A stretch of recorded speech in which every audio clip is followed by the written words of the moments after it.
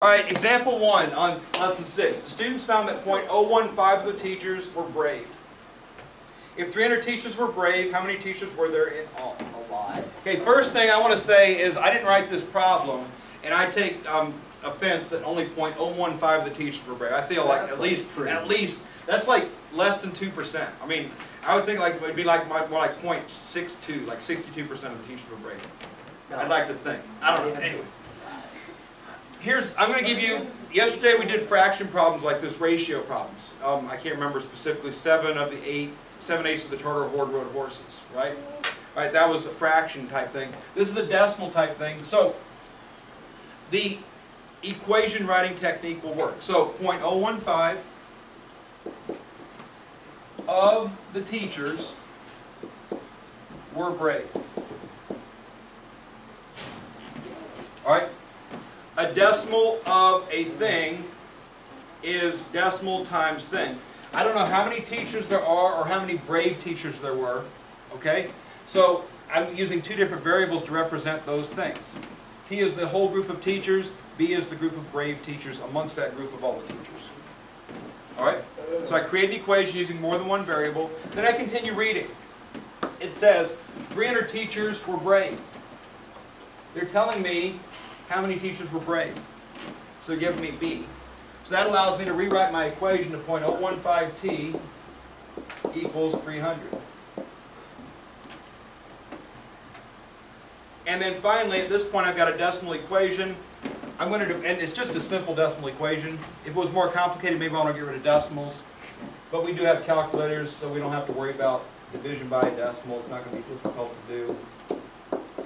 If I do 300 divided by 0.015 on my fancy calculator here, 300 divided by 0.015 equals 20,000. That's a lot of teachers. And again, that's why I was taking offense at the number of brave teachers in this problem. There's only 300 brave teachers out of the 20,000. I think that's a little low. It'd be at least 430, at least. 430. Yeah, at least 430. All right, anyway. So again, that's a technique for doing this problem. Now, suppose it said how many teachers were not brave. All right? If 0.015 is the decimal part that were brave, we subtract from 1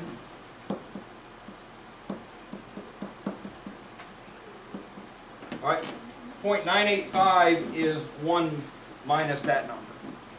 So 0.985 of the teachers were not brave. So it said how many were not brave. I would have put that there. We would have figured out what the answer was.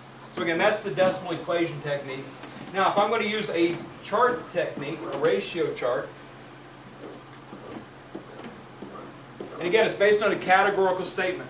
Some decimal part of a group has a characteristic. 0.015 of the group of teachers have the characteristic of brave. All right? So, teachers is the group, and the group is always of the something. That's how you know what the group is. So, fraction, decimals, percent of a group, that's the whole, had a characteristic brave. Brave, not. And we have a ratio column, and we have an actual number column. So if you want to use a ratio chart on these, you still can. Here's how the ratio chart works. If it's a decimal, it's 0.015 out of 1. The group is always going to be 1 on a decimal problem. If it's in percent world, this is going to be 100. If it's in fraction world, it's top over bottom. But every time the ratio chart is usable, and again, to get the not, you just do this minus that to get that, so 0.985. So you can do a chart just like we did before. Then you go on to read 300 teachers were brave. That's the actual number of brave teachers. How many teachers were there in all? We don't need that row. Cross multiply, we're going to get that same expression. Okay, so again, it's just a technique to get a nice equation. If you want to organize your work, that will work. Continue out, you'll get the same answer.